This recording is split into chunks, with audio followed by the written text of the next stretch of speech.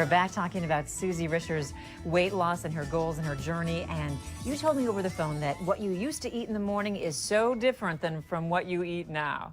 Right. Actually, this morning I did eat what I have here. Yeah. Which is a brown rice and lentil pilaf and a stack of roasted vegetables and just everything that can fit on the small kind of the smaller plate, which I don't know if you talk right, the 8-inch dinner plate. Because I think that makes a huge difference of the size of the utensils and the plates that you eat from. You do eat less food when you use a smaller portion plate. So what size are we normally grabbing for? Is it like a 12-inch? 12 is generally, Okay, so the 8's like the salad. Grab the salad plate.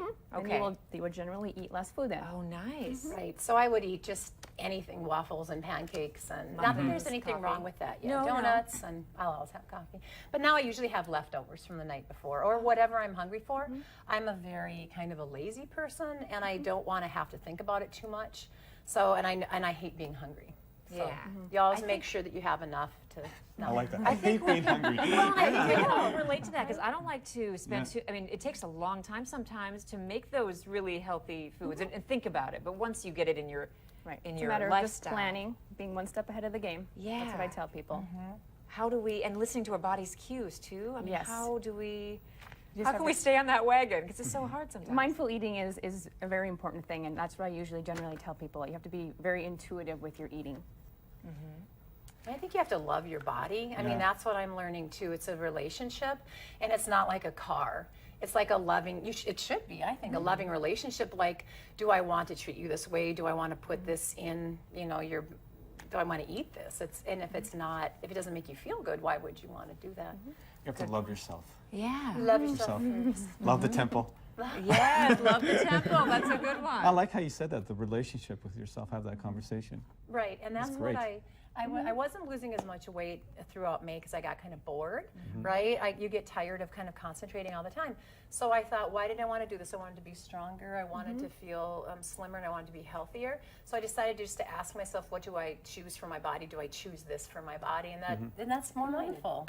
I think It is. And so even adding, taking the gluten out, adding more olive oil, more nuts. Is that the route you went? And and we have vegetarian meals just by accident, and my whole family is gluten free, and they don't even notice it, which is amazing. That I just kind of slip that in there, and we have the wild tuna and coconut milk because I don't do dairy either. Okay. And then the Celtic sea salt, which is has more Celtic sea salt. You advocate sea salt all the time. Yeah. Sea salt, yeah.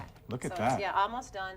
And of course the olive oil, and I'm a big big on nuts. Okay, we're all You're a big. fun nut. We have nuts. Sometimes you feel like a nut, and then almond butter because peanut butter doesn't do well. Doesn't do it for you. No.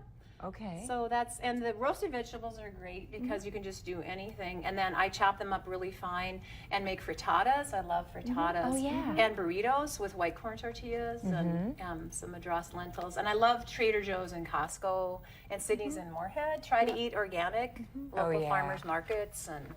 And that's the key too, right? It's amazing when you take that sugar out of your body. Yes. What happens? Yes. We tend to eat too many carbs.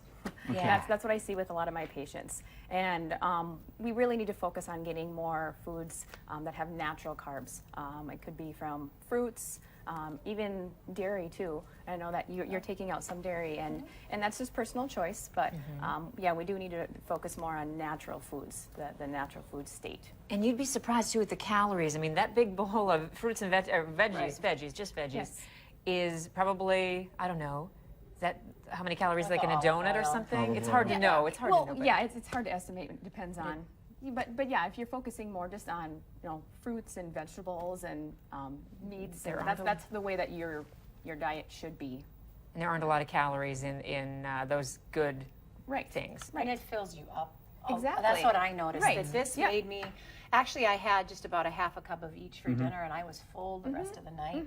And again, since I hate being hungry, I kind of check in a lot. Like, am I still hungry? And then I'll eat an apple or grab a couple of Brazil nuts. Thank you. Thank you for, I mean, we'll probably keep in touch with you to see how your journey's going. Thank you so much, both of you, for joining us. Thanks for having us. Okay, we'll be right back. We've got a band in the studio in Bismarck.